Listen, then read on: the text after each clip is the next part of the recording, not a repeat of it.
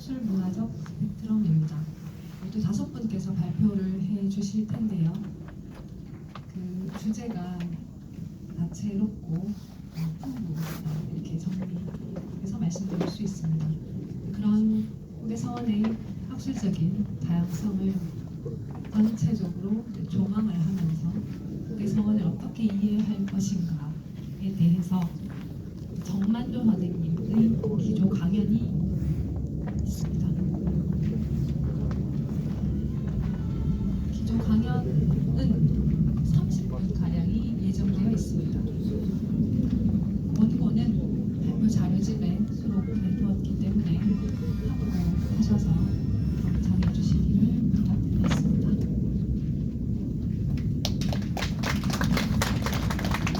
나와서 말씀을 드려서 고맙습니다.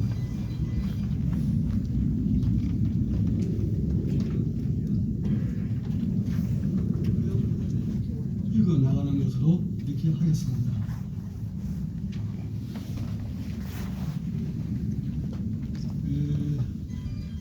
안동의 오개 서원에 대해서는 영호 시비를 벌인 한편 쪽의 서원으로서 알려져 왔고, 따라서 그에 대한 공정의 인식은 그렇게 긍정적이라고 보이지는 않습니다.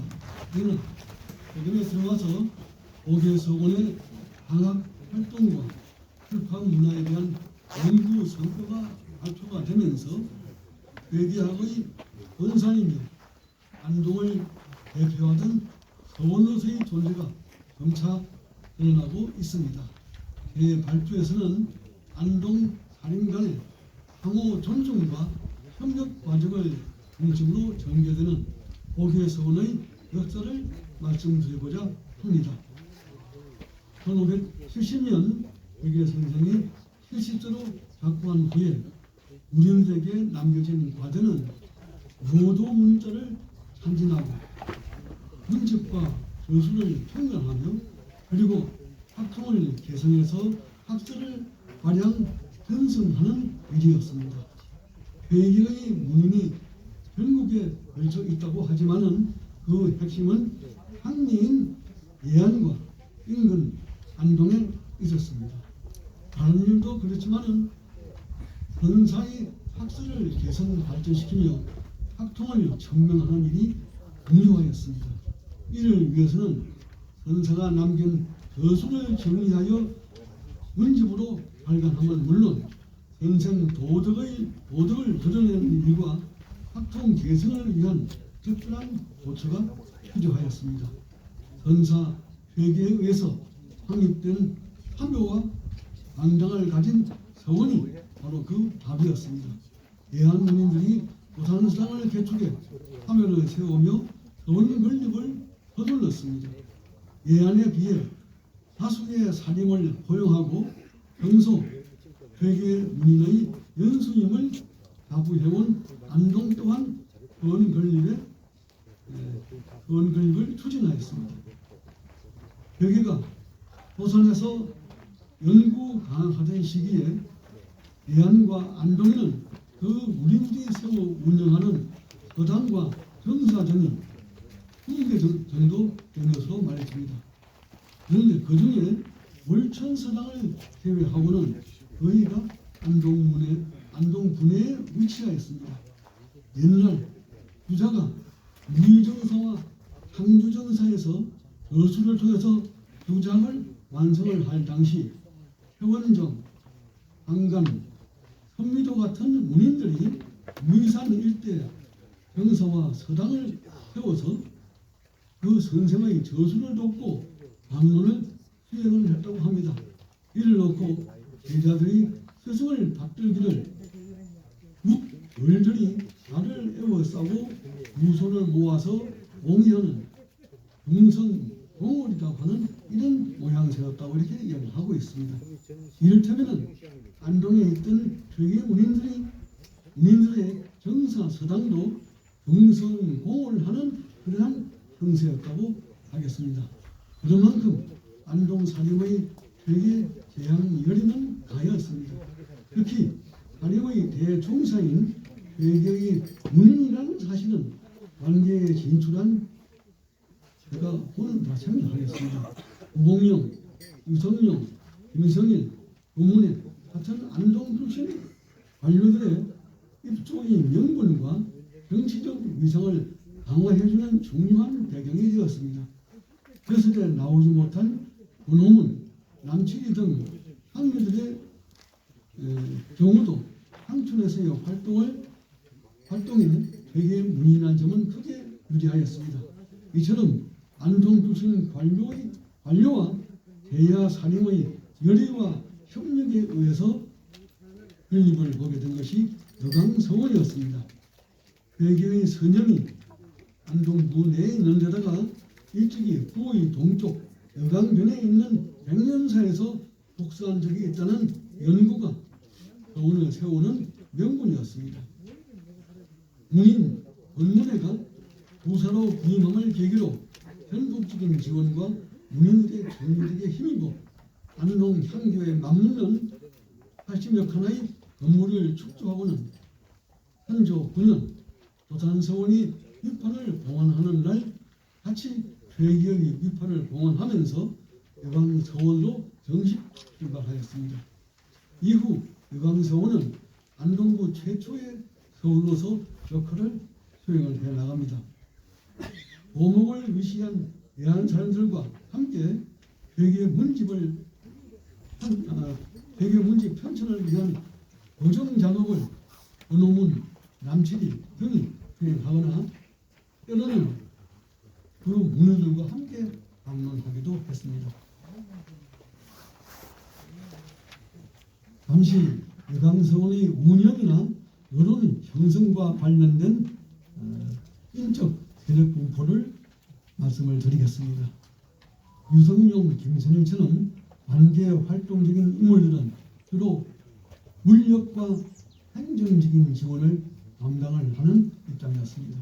따라서 항리에 머물며 학문을 닦아오던 문인들이 회계 문인들이 회립의 실무를 담당하고 회립 구의 운영 방학을 마쳤습니다.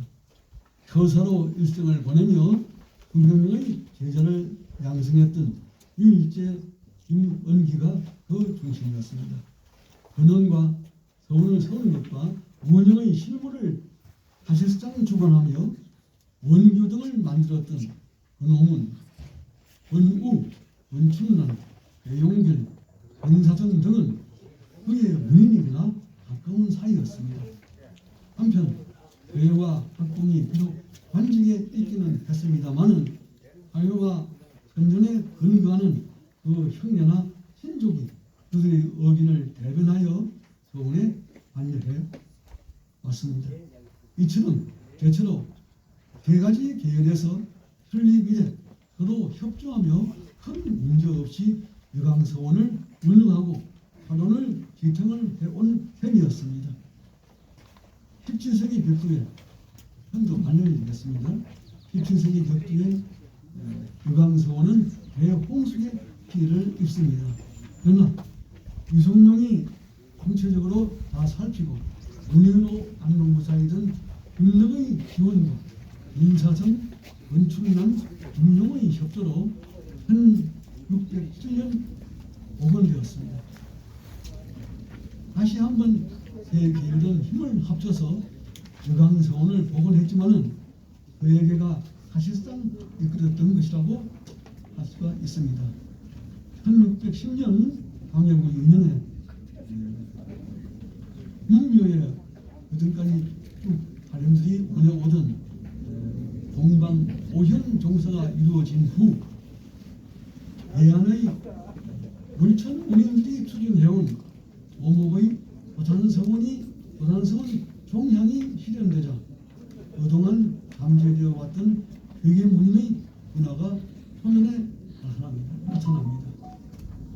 병경세 등 대문인 쪽에서 학공교와 연결하여 회와 학공을 여강서원에 하려는 움직임이 그것입니다. 문제는 위치를 어떻게 정하느냐 하는 것이었습니다. 보학을 기준으로 한다면 쉽겠지만은 이는 애초부터 논의 자체가 불가능한 일이었습니다. 타선으로 완위와 연치로 마차를 보내서나 이건 역시 홈런으로 정하기는 어려웠습니다. 결국은 박봉계가 물러서는 선에서 타격을 모아서 묘정의 동쪽에 서해 서쪽에 합봉을 대항하게 되었습니다.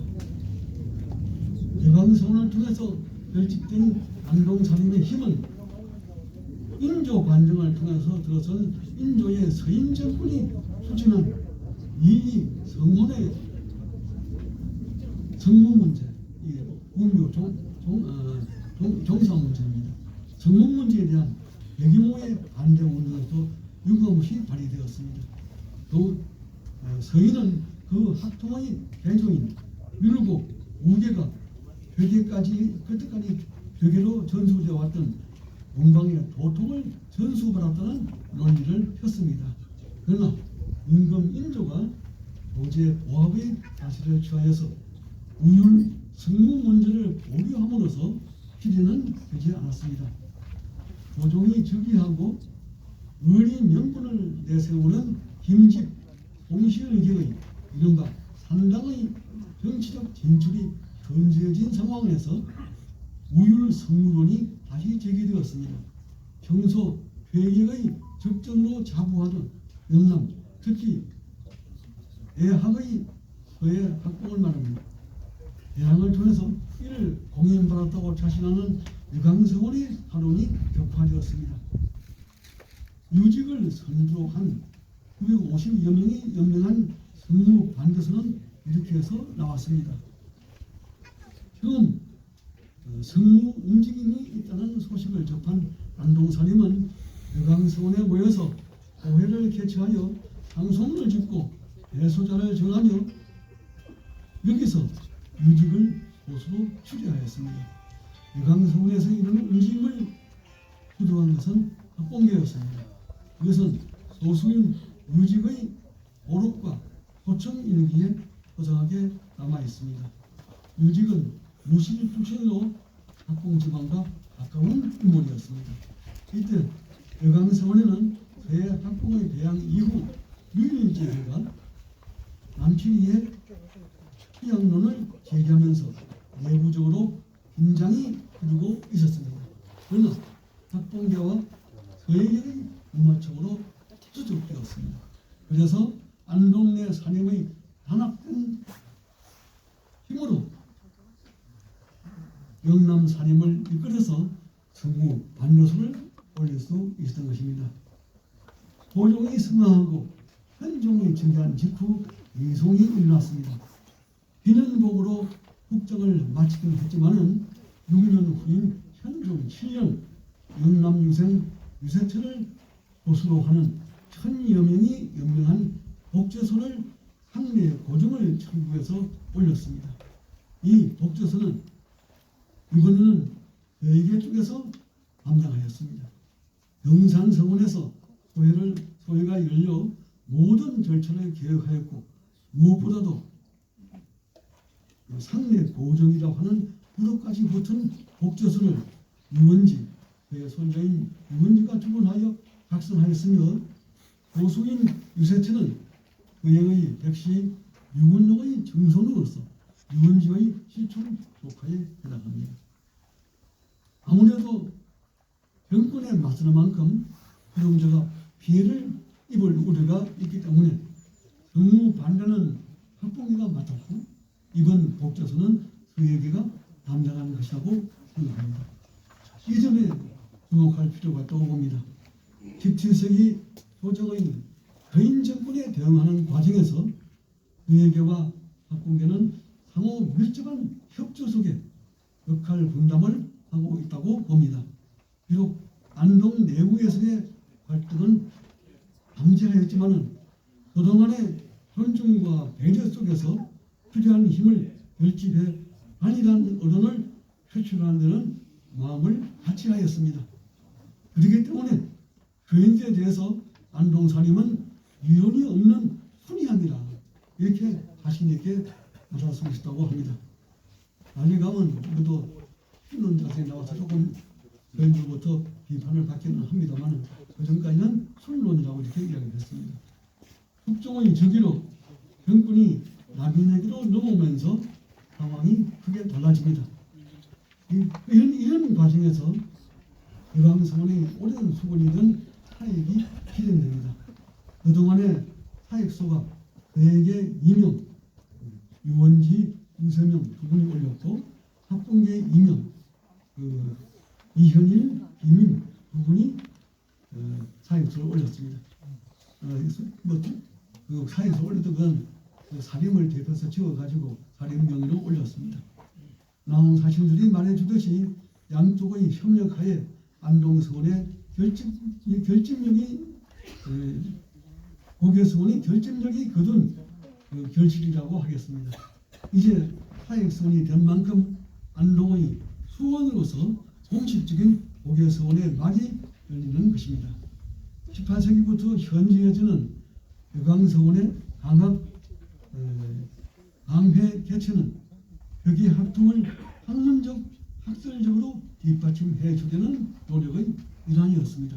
사실 학설의 뒷받침이 없는 학통 개성만의 주장은 일반의 공인을 받기 어려운 것입니다. 반드시 학설에 대한 있은 다음에 학통이 이야기될 수가 있는 겁니다. 주자가 교술과 강학을 통해서 자신의 학설 곧 주장을 평생 확립한 뒤에 가서 최고로 63세 때 고종의 창주서원을 세우면서 강당에 공정 초성을 걸고 사성 10천을 배양하며 주돈이 정호, 정희, 강제, 송, 이동 등 6명의 송로나 유학교를 동사의 대궐에 설치해 여러 유생들과 함께 배례함으로써 비로소 공자에 연언하고 규정장소를 개성한 자신의 학통을 천명했던 것이 학통에 앞서 학설을 세운 하나의 교훈이라고 생각을 합니다. 여강서원이 강학 활성화의 발단을 이뤄준 사건은 1818년 숙종 44년입니다. 안동부사 권희진의 요청에 의해 열린 호계 강회였습니다. 미남 문집에는 호계 강회라고 하기보다는 호계 문회라고 이렇게 표현을 하고 있습니다. 원장이던 이정화, 원두경, 김창석, 원두기 등 가랑문인의 대표적인 학자와 함께 한 강의였지만은 태극 무거의 요지와 하칠 이입을 놓고 논문을 벌였고 의견의 일치를 보지 못할 정도로 시연하였다고 합니다. 참 우연하게도 이 태극 무거이라든가 하칠 이입을 놓고 벌린 것은 주자가 방식 사이에 투장 회강이 이루어졌을 때 그때도 그 포도의 초점이 바로 두 가지에 모여 있었습니다. 이 호계 강해가 갖는 의미는 적지 않습니다.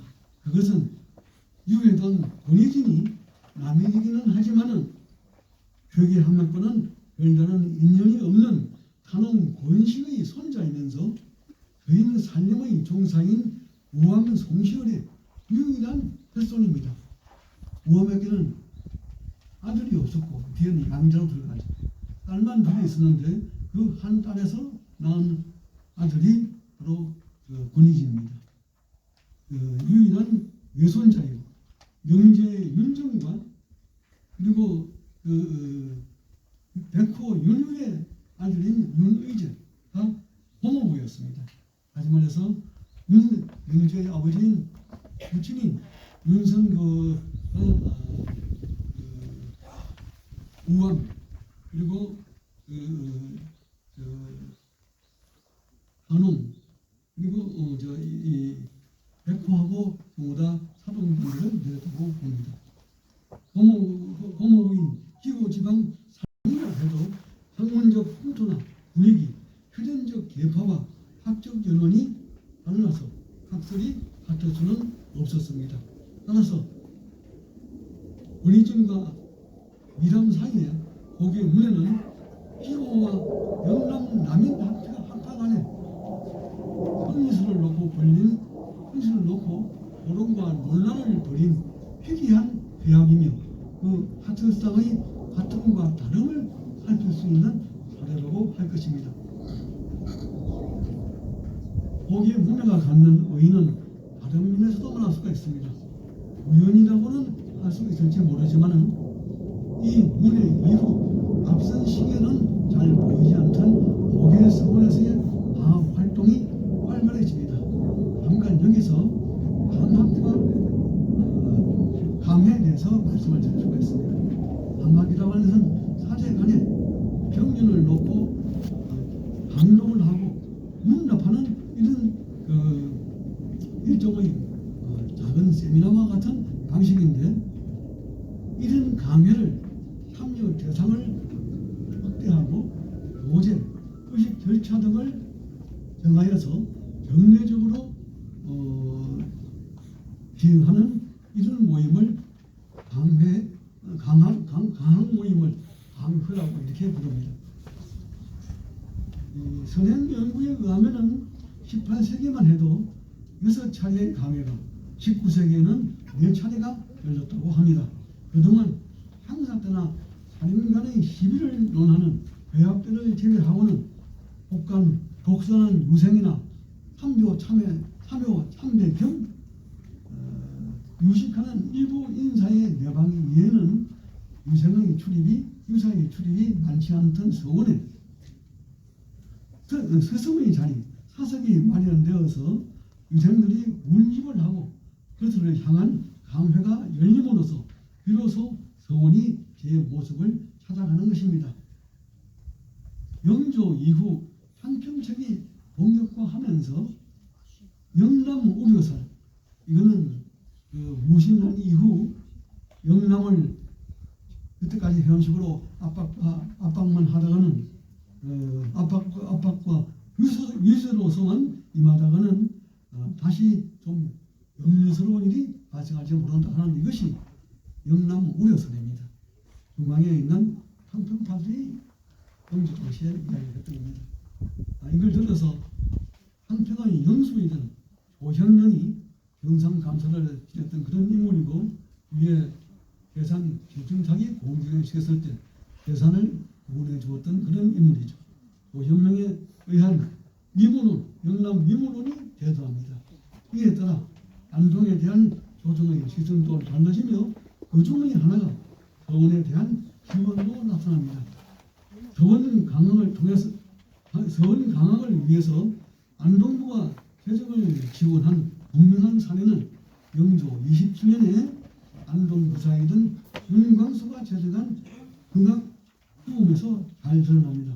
이 윤광수는 아까 말씀드린 윤선배의 형인, 제가 금방 이름을 윤무성인데 이름을 잊어먹었습니다.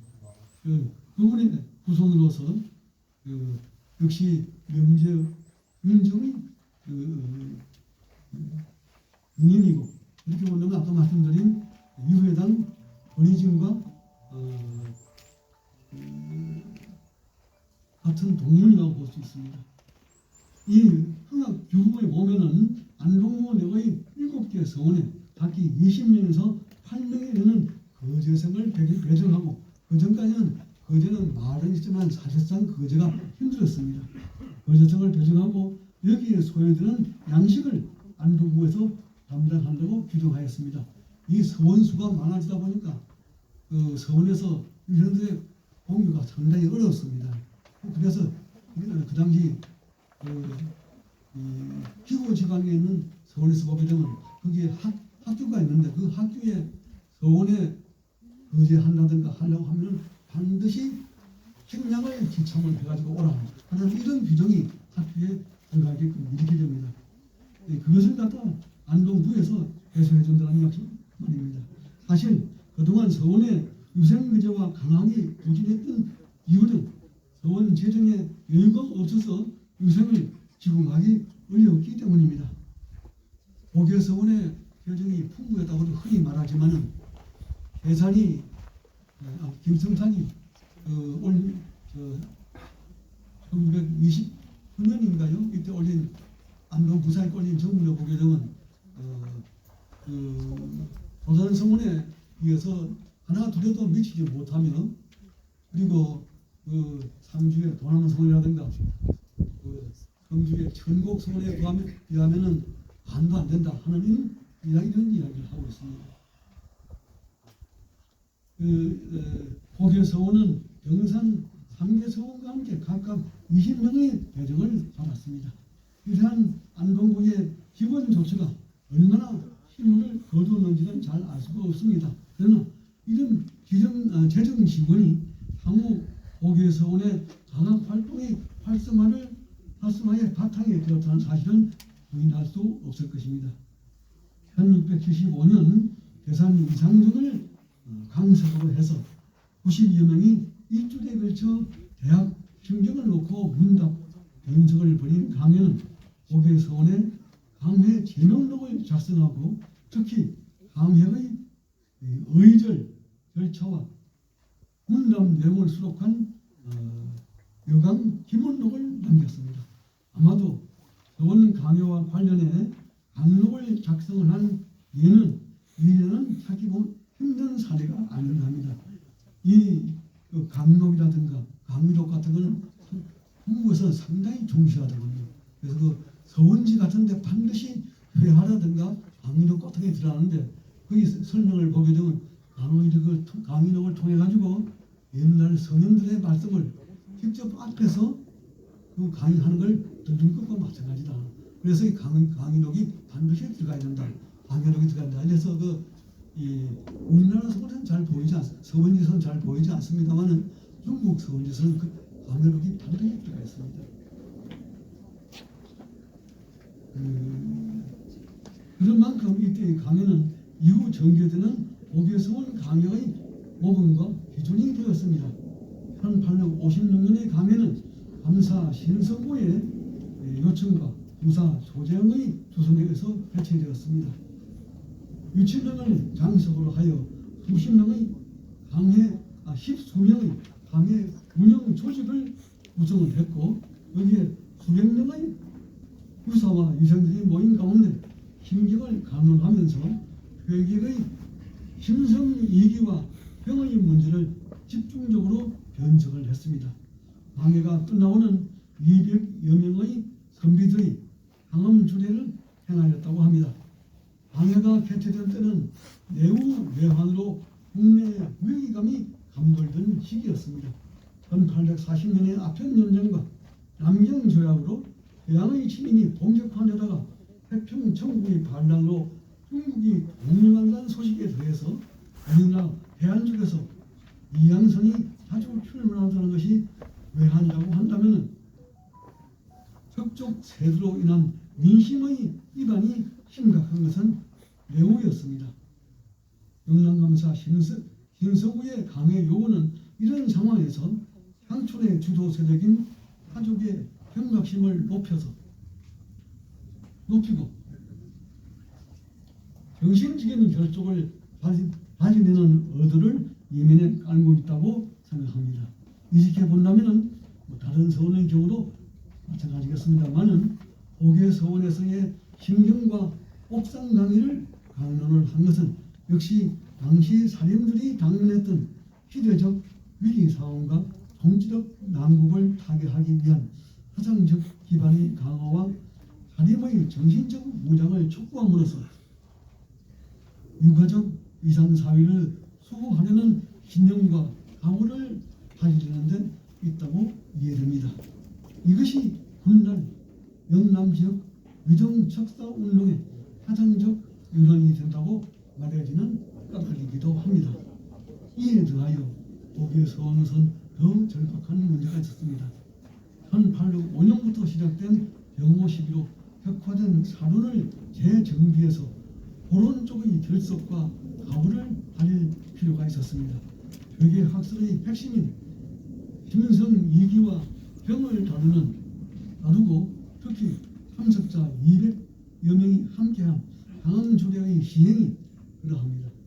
회계 학설의 전수, 관양기지로서의 천명과 향당에서의 장류, 부부 간의 질서와 진리를 행동을 통해서 표현함으로써 보파의 결속을 강조하는 회합이기도 했던 것입니다. 청나라 말기 중국 서원은 계양학을 받아들여서 과학과 수학을 학습하며 변법운동에 참여했다고 합니다. 우리나라에도 직자층의 화보 광무개혁은 있었습니다. 그러나 조선 유림층의 마지막 불꽃이라고 한 위정색사와 같은 운동이 중국에서 일어났다는 이야기는 듣지 못했습니다. 조선 후기 3회 변동에 대처하는 실상이 실질적인 학문으로서의 일어난 희락은 근대로 향하는 사상의 소류임에 분명합니다. 그러나 그러한 실학의 사상적 밑바탕에 국리 희경을 위주로 한 이학 정신이 서원 강학을 통해서 자리하고 있다는 사실을 간과해서는 않을 것입니다. 구체적인 행동보다는 국리 지경을 위주로 하는 서원 이학 정신, 이것이 서원에서 이루어진 유업으로 여기에 있습니다. 고개 강학이 갖는 의의는 여기서도 찾을 수 있지 않을까 합니다. 조선 후기에 들어와서 도산서원이 도산금운 제인록 등을 편찬함으로써 회계 학통의 연원으로서 입자를 통해서 우리나라 유학의 대종사를 제안하는 서원의 자리에 있게 됐다면, 고개 서원은 회계 학설의 기지로서 강학과 전수를 통해서 그 학설을 마냥 현명하는 의상을 갖게 됨으로써 도산성과 함께 상호 표리의 관계를 유지하게 되었다고 하겠습니다. 고개서원은 유강서원으로 볼 때, 호경서원은 유강서원으로 불릴 때 한학된 표현인 국문과 상소 활동을 통해서 자신들이 믿는 정의를 천명하고 옳지 못한 논의를 변파해서 조선 사림의 바른 학문을 수호하기 위하여 상호 존중과 대성적인 차원에서의 양구하는 협력 정신을 길러왔습니다. 고개란 하후를 걸게 되면서부터는 회계에 의해 수립된 조선 성리학을 개성 강학을 통해서 발전적으로 후배들에게 전수하면서 내후 외환에 대처하는 학문자의 바른 마음과 마음 자세를 가다듬는 정신을 불러일으켰습니다. 그러나 영호 시기의 과정에서 이러한 고개 정신이 실종되자 끝내는 설패되는 비운을 맞게 되었던 것입니다. 끝으로 의강지와 의강사실을 보면서 시비 논란을 전하는 문자도 상당히 중요합니다만, 고개서원 역사의 실제적 모습이기도 했던 상호 존중과 배려, 협력 관계 및 강학 관련 자료를 전하는 문집이라든가 반찬 자료 등 이런 여러 가지 자료를 갖다가 마련해서 그 관련 자료를 대폭 보강해서 함께 수록함으로써 여건 새로운 고개 서원지의 편찬을 이걸 쓰면서 평가를 해보기도 했고요. 이거는 발표문 맨 끝에 주 48을 보시면 제가 서원지에 관련해서 좀 이야기를 한 것이 있습니다. 오늘날 부활된 고개 서원의 사회적 사상적 기여 역할이란 새로운 진로와 관련해서 강학 활동의 현대적인 활성 방안이 어떤 것이 있을까 혼자 궁리해 보기도 했습니다.